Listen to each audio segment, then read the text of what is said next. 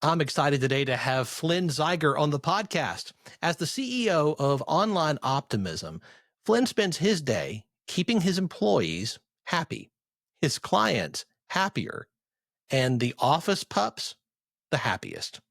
In 2012, 6 months out of college, Flynn created Online Optimism, a digital creative agency performing much needed internet marketing assistance to the many businesses of Louisiana. Over the years, that client base expanded, and the team grew far beyond him, recently being named as one of Inc.'s best places to work. Flynn, I'm so glad you're here. Thanks for being on the show.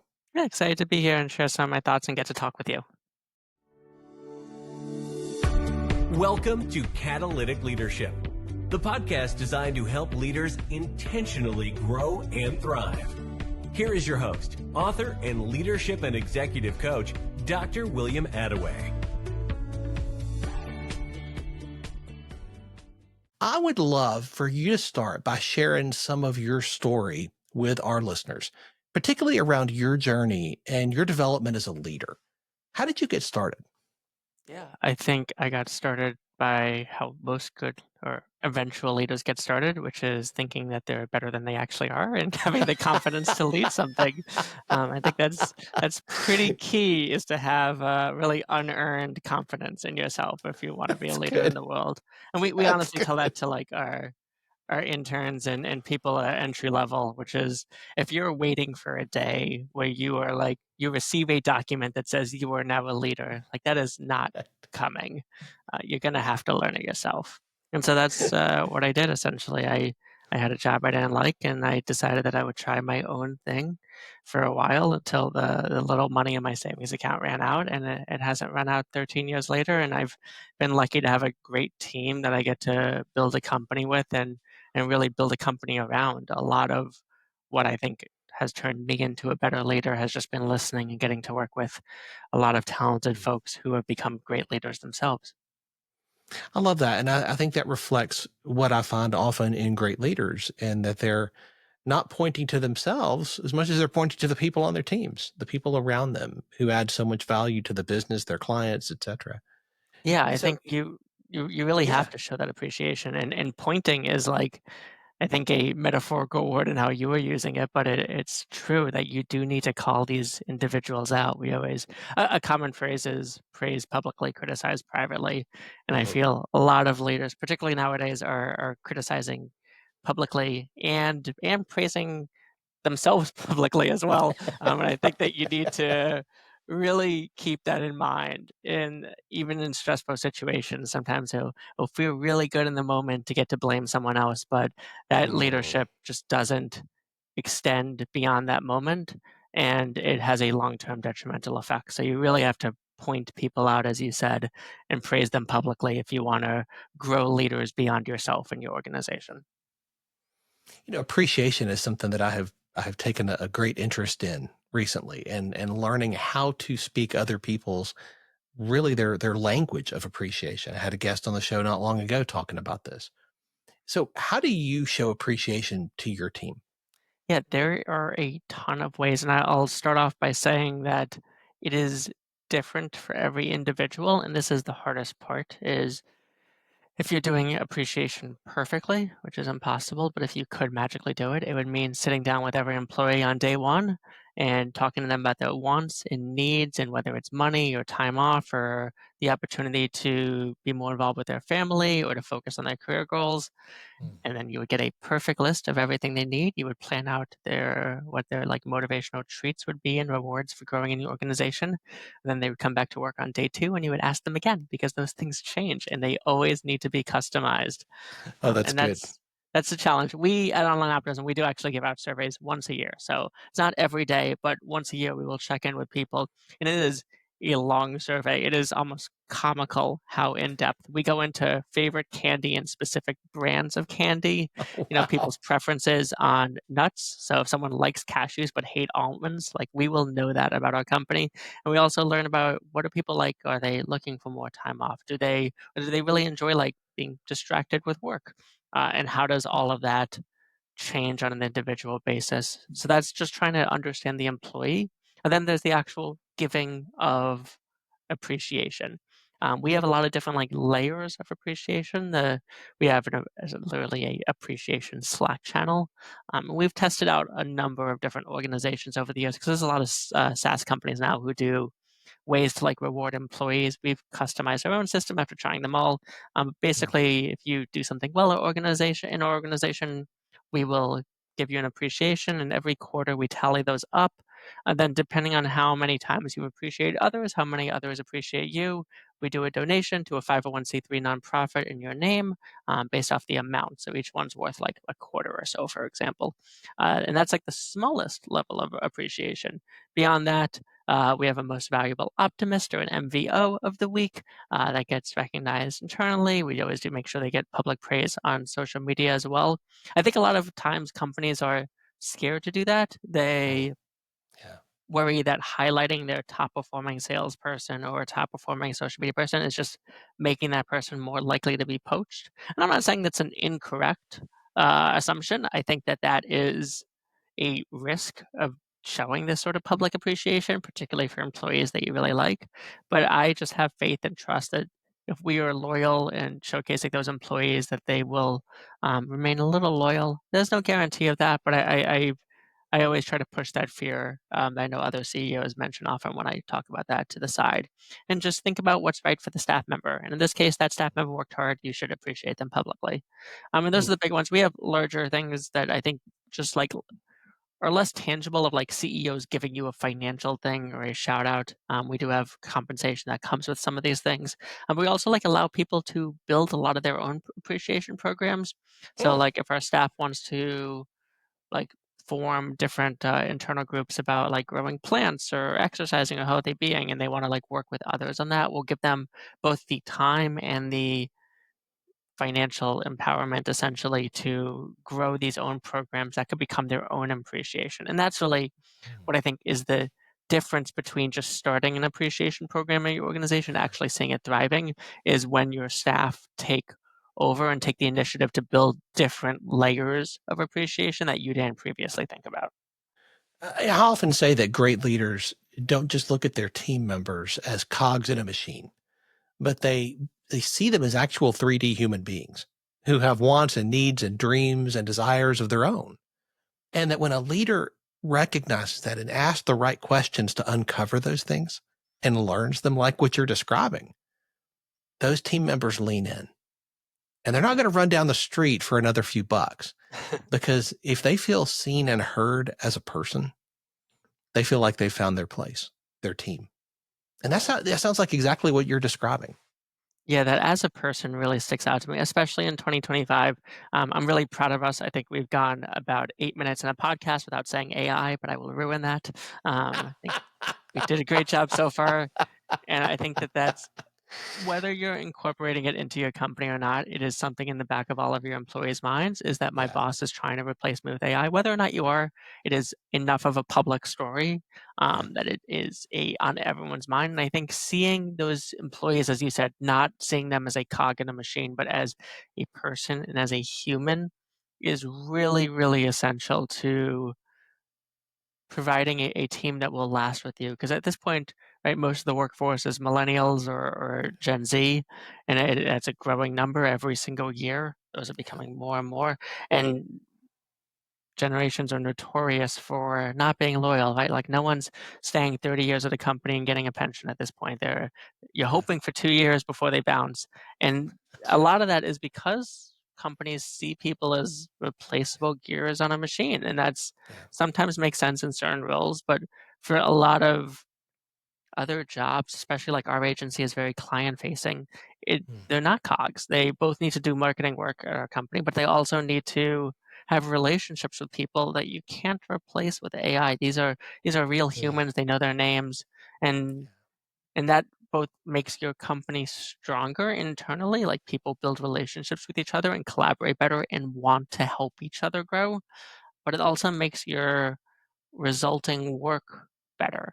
Whether you are like us, a service industry or a service company, and you're helping people with just their time and smarts, or even if like you're a chef, like people are going to work better when they actually like each other.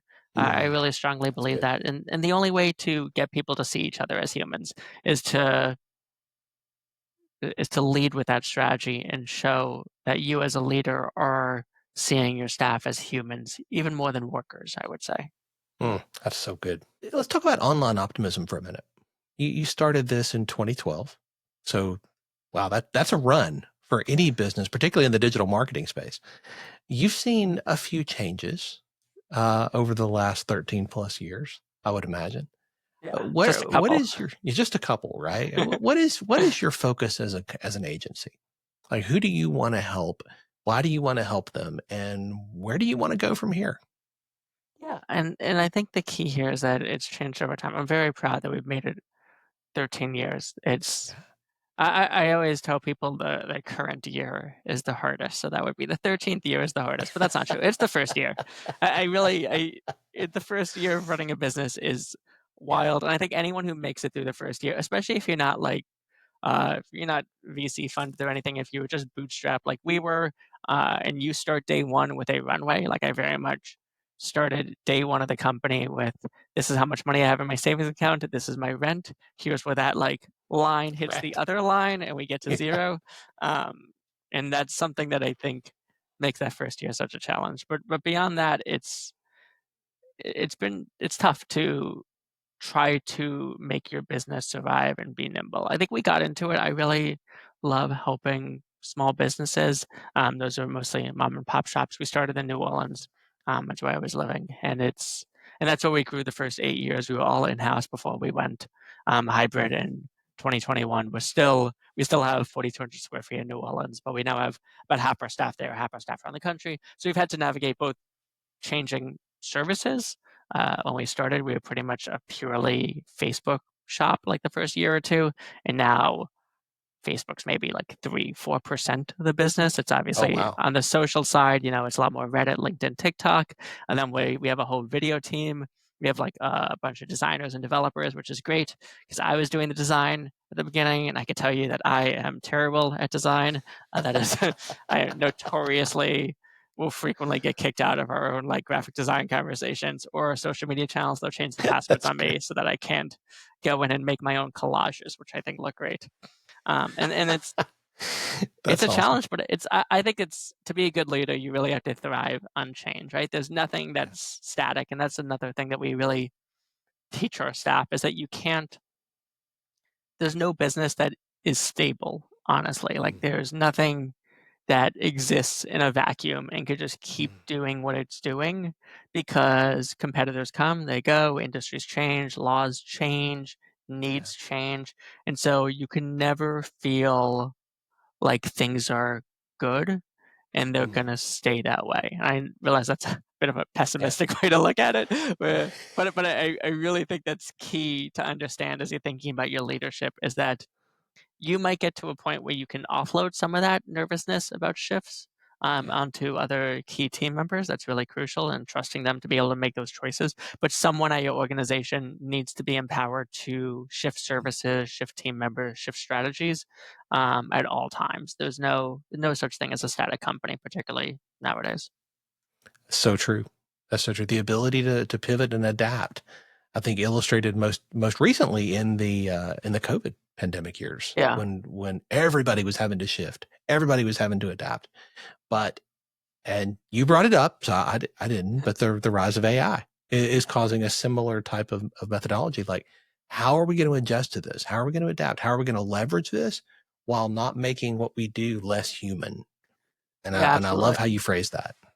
And I think what both of those have shown is that this sort of ability to change and adapt doesn't have to be lightning fast. I think people are so nervous about it because they feel, oh my God, I'm a leader. My team needs a decision today. How do I do that? And the truth is that you don't. I mean, COVID, people are still making decisions about workplaces 3-4 years later. I think at this point, it's mostly steady, but Chase and other companies are making changes in 2024, 2025. They had 4 years. They could have made that change April 1st, 2020. They had been working from home for 3 weeks. The company was still running. They could have decided, yep, we are 100% remote. And they didn't. They wavered back and forth on that decision for 4 or 5 years until coming back to that they want to be I think mostly back in the office at this point. And that's just one thing that just takes a long, long time to showcase those abilities. And we had the same conversations. I rolled out a really convoluted plan of how people would come back into our office in 2020, and it was based off like work schedules and whether you had client meetings and who was on your department. There was like 4 spreadsheets. It was beautiful. I was super proud of myself. And then about 3 days in, my team sat me down and said, "We're not doing this," and I adapted. I changed from that. And I think that's like a nice for anyone who's like worried about leadership and worried about the ability to be nimble and navigate these changes. They are long-term changes. And I think even like as you were saying, AI is another great example of how it could be terrifying how fast these changes are, right? Like if you don't check the internet for 5 days, there's some new wild video or graphic or automation tool based off AI that like blows people's minds and goes viral. But the truth is, if you look at how these items have been rolled out to organizations, it's so much slower. We're a couple years into the big ones like ChatGPT, of course, that's been out, and even today, very few organizations have really good guidelines on both how it's implemented at the company, how employees are trained on it, how they look for new tools that are available, how those tools get distributed among the organization, how training continues to be provided, like how do you upskill people in a lot of these tools, especially since every day, not only are there new tools, but a lot of these older tools are getting features. So like we're mostly a cloud agency, it's Anthropic's tool, and Yeah. we have to adapt our rules for how we use it based off of in the last month they started integrating with Canva, Asana, Notion, all of our other platforms. So we've had to go back and think about how is this tool integrated into our organization. So I think like the bigger decisions, am I going to use AI or not? Those are helpful to make quickly, but the actual decisions of how do I implement and use this to grow my organization as a leader, those you do have a lot more time to decide on. It might feel like you're falling behind, but if you're at least willing to think about these changes and you are taking the time for your organization to say, hey, we are going to change, let's carefully decide how we do this and build it in a way that's scalable and documented so that future people can look at our decision making and learn from it. Like those decisions could take weeks or months, and you could do them collaboratively with your team, and you'll have much better results when you do. And then when you look back on it, you're like, that actually wasn't too fast. It might look nimble from an outside perspective, but internally you had a lot of debates and conversations, and this was a real methodical decision that you were able to make. As I listen to you talk about this and your interactions with your team, it sounds like you have a phenomenal relationship with them where you're sharing what I call the last 10% of honesty with each other, where you're not holding back, but you're sharing all of it with the goal in mind of helping the clients more, of serving them at a higher level, and of seeing the business thrive. Is that accurate? Yeah, I think it comes from who we hire, and I certainly don't make always the greatest hiring decisions. One thing that I've always really strove for is hiring people that are better than you. Um, Yes. I think that that's key to especially a mistake that I see a lot of younger leaders make is you feel like as a leader, you need to be able to manage and teach everyone something and to be able to understand their work and be able to kind of showcase that there's a reason you're a leader, especially if you're ever hiring people that are older than you, which I did often because I was starting a company at 22. So most people that you try to hire are older than you. Yeah. And that's definitely a mistake. You'd want to hire people that slightly intimidate you, and I think that is the key to success because you want them to be able to build a company beyond what you were able to build, and you want them to have their own area of expertise. And part of looking for that skill set also tends to hire people who are willing to talk back to you. And the real key here is not only do you need to hire for that, but the first couple days that they are there, you need to emphasize that you're here, you want feedback. We really tell that to people on day one is we're going to onboard you. This is going to be a lengthy process. It's 2 or 3 weeks. There's like hundreds of pages of documentation and steps and tasks. This will look like a very organized process because we've built it over the last 10 years. It is, but you should keep your eye out for ways we could do it better. And in 5 days, you're going to get a survey that says, how could we have done this better? And we would love your ideas. We'd love your feedback on on that, because this is an ever-changing process. And so that is a good way from day one to establish that they should be telling you ways to improve. They should be offering critiques and feedback. And it's super important. I think the most important thing is not only that you are asking for it and you're inviting it, but that you respond the first couple times that they offer feedback. If they offer that survey, they say, hey, you should actually start onboarding at 7 a.m. instead of 8 a.m. You don't have to do that. I don't want to say like blindly accept choices from new employees, but you have to respond to that. You have to say, that's a great idea. This is why we do it. This is why we're not going to do it. Like, we're going to implement that in a few months. But That's good. offering just acceptance and acknowledgement of their ideas at the beginning, because their first ideas are not going to be like a $10 million idea that changes the organization. They're going to test the waters too, because this is a new role for them, a new company, and they want to see how well their ideas are going to be accepted. If you accept those and whether you incorporate that or not, at least indicate that you've listened and thought carefully about it, they will push back on you in more important decisions and in more important ways. And that's how you can make your company so much better, because you can be the most brilliant person in the world, but you don't have time to like do everything in a company, especially as you Right. grow. And having other people willing to take risks and not feel like they're going to be let down if it goes wrong, and be able to explain their choices and be able to have that trust that you will back them up, will make them a better employee, and then we'll make their employees better employees. So you'll grow multiple layers of leadership, which is really, I think, the goal of a company, is to build that next generation for yourself, because you'll eventually, we're all aging, unfortunately. No one solved that in the company yet. And so you'll need to have that next generation of leadership if you want to continue. Everything that you're describing requires humility on the part of the leader and really the leaders of any team.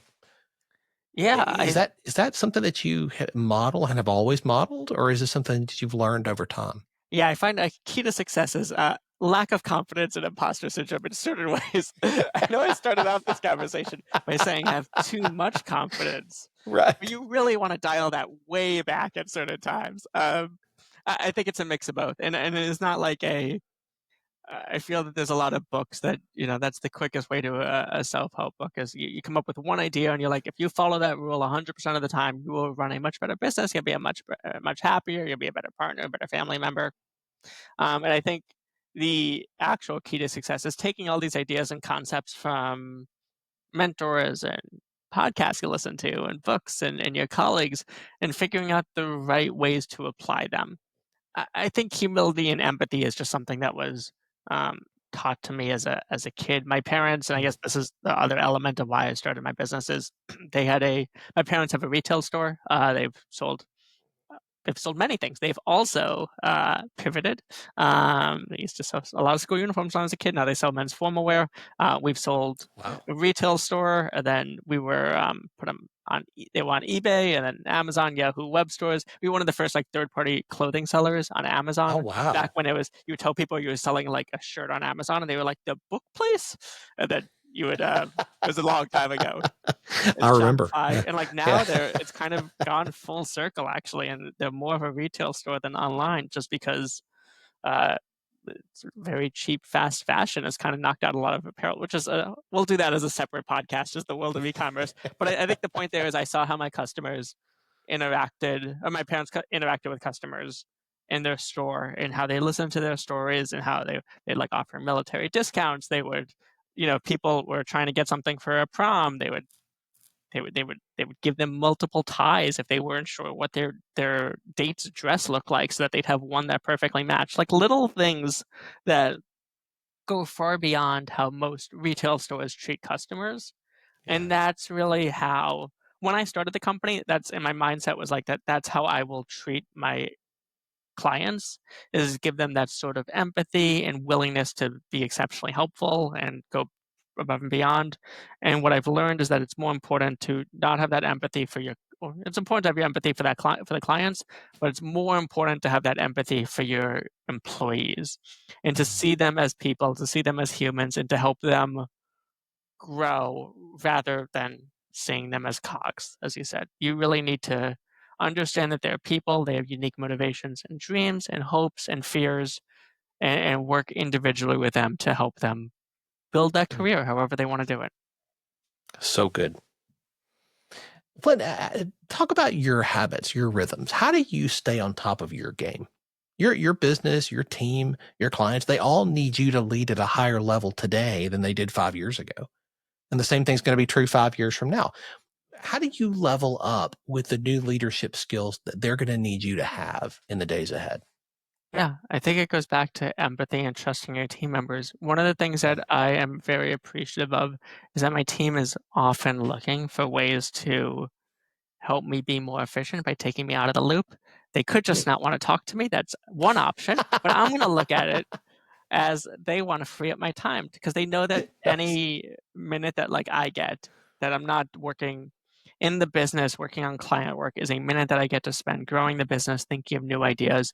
And I've showcased that to them over time. Like I think they've seen how I've been able to pivot and adapt and like add new service lines and listen to what they want to do and help them grow. And so because of that, they're often stepping in and being like, hey, Flynn doesn't need to work on this. He should be working on something else. And that doesn't come from me being like, I'm a CEO, I don't have time to do this. Like I am often sometimes stepping in and taking care of some of the grunt work. But that means that when I do that, I kind of buy myself some favors where I don't have to do that in the future. For the organizational thing, like we have some standard systems, project management, we use Asana and Teamwork, like the software platforms. But I think the key that we found is being able to delegate and then being able to make sure that other members of the team are as empowered as you are to make decisions, to add policies. Like a lot of our cultural stuff, I think when you go online on our website, our cultural stuff is a lot of what most people see. Most of those ideas, honestly, weren't by me. I wish I could say that I built an amazing company because I had really good ideas.